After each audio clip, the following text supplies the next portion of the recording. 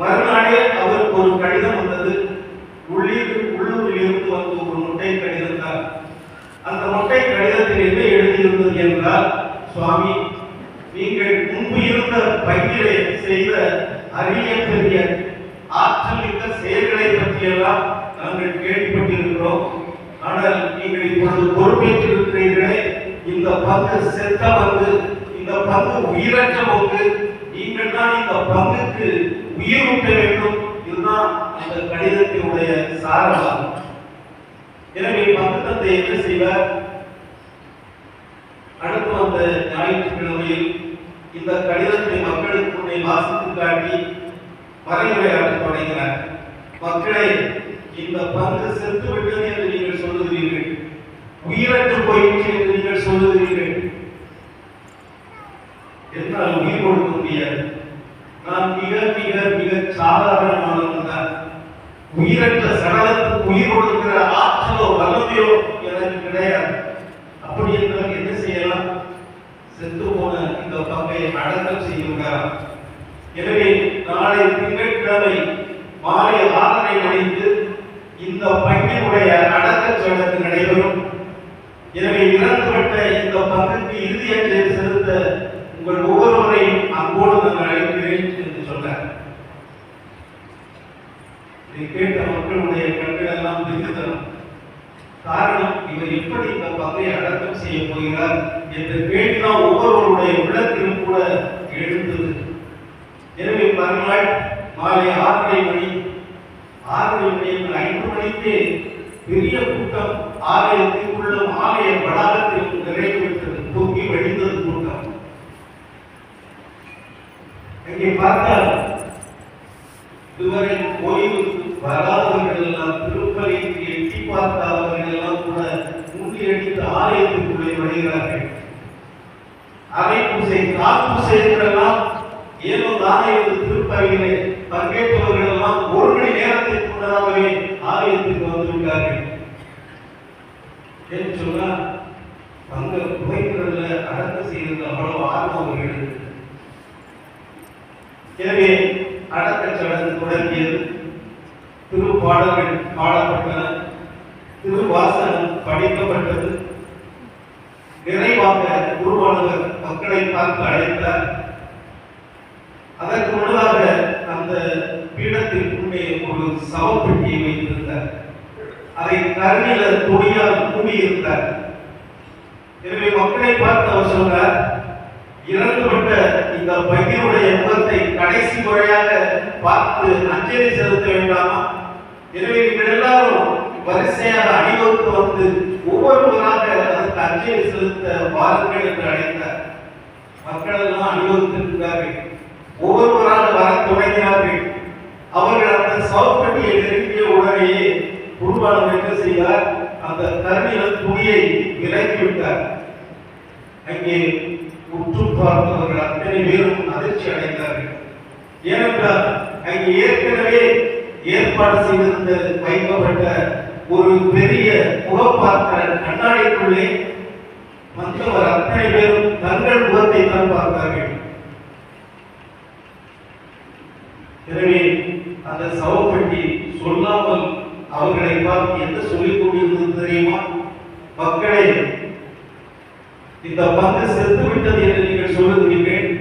செத்துவிட்ட பங்கு என்பது நீங்கள் தான். நீங்கள் உயிரோட்டத்தோடு இருந்திருந்தால் இந்த பங்கு உயிரோட்டத்தோடு இருக்கும். நீங்கள் உயிரற்றவர்களாக உணவற்றவர்களாக இருந்தால் இந்த பங்கு கூட உயிரற்றதாக உணவற்றதாகத்தான் இருக்கும். இந்த செய்தியை அந்த சவப்பெட்டி அவர்கள் ஒவ்வொருவருக்கும் உணர்த்தி கொண்டிருந்தது. அவர்கள் பார்த்த சகோதர சகோதரிகளே, திரு அவை என்பது என்ன? நீங்கள் தான் திரு அவை, நாம் ஒவ்வொருவரும் தான் திரு அவை என்பதை இந்த பவள விழா நமக்கு உணர்த்த வேண்டும். எனவே நீங்கள் யார், நாம் யார்?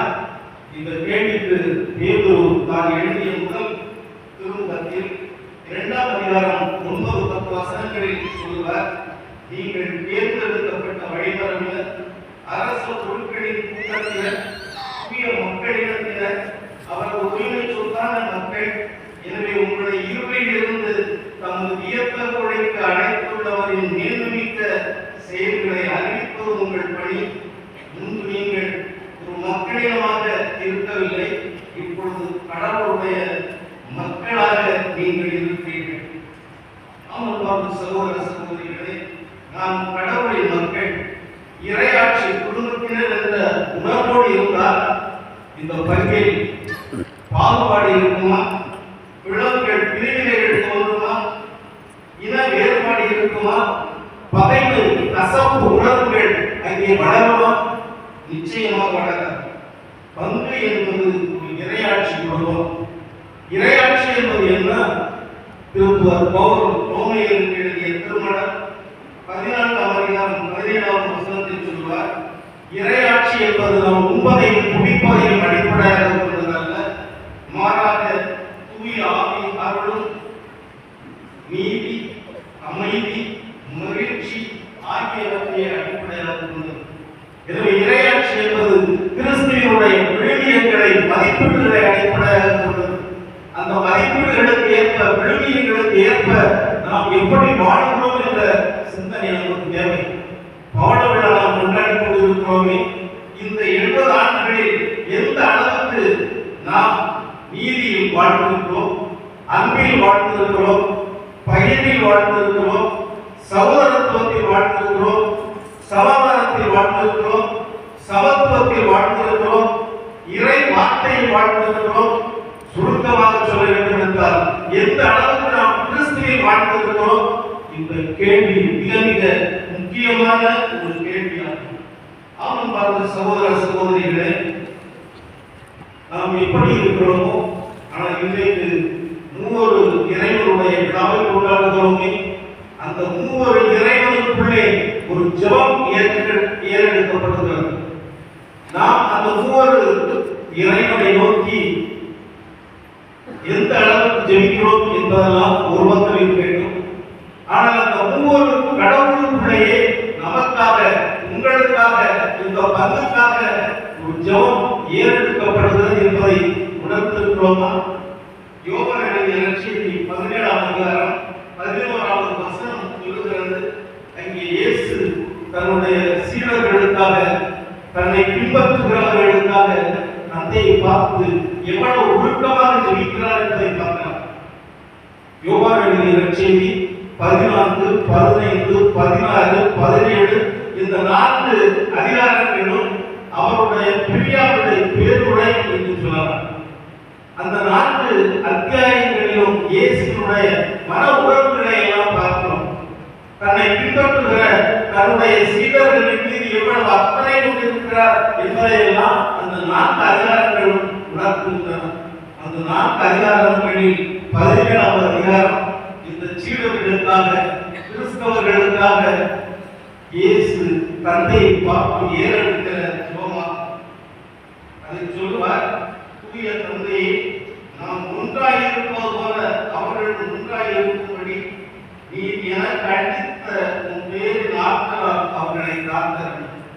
தூய தந்தையே, நாம் ஒன்றாய் இருப்பது போல அவர்களும் ஒன்றாய் இருக்கும்படி நீ எனக்கு அளித்த உன் வேறு நாட்களால் அவர்களை காத்தரணும்.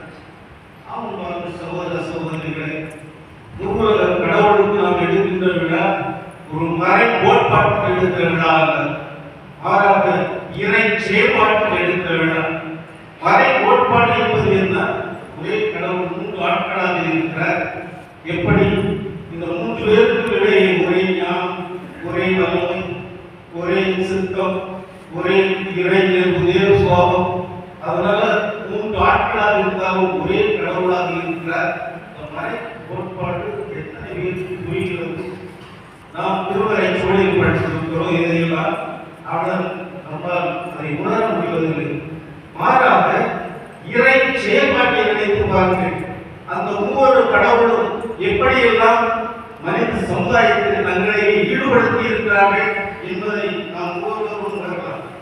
எனவே ஒவ்வொரு கடவுளுக்கு நாம் எடுக்கிற இந்த விழாவானது அந்த ஒவ்வொரு கடவுளுடைய தன்மையை, இயல்பையெல்லாம் நாம் அறிய வேண்டும் என்பதற்காக அல்ல, மாறாக அவர்களுடைய செயல்பாடுகளை எல்லாம், அவருடைய இயக்கத்தை எல்லாம் நாம் உணர்ந்து அதற்கேற்ப வாழ வேண்டும் என்பதற்காக சகோதர சகோதரிகளை அத்தகைய இன்னொரு கடவுளுடைய செயல்பாடுகளை பற்றி எல்லாம் சிந்திக்கிற போது என்னுடைய உள்ளத்தில் ஒரே ஒரு கேள்வி எழுகிறது.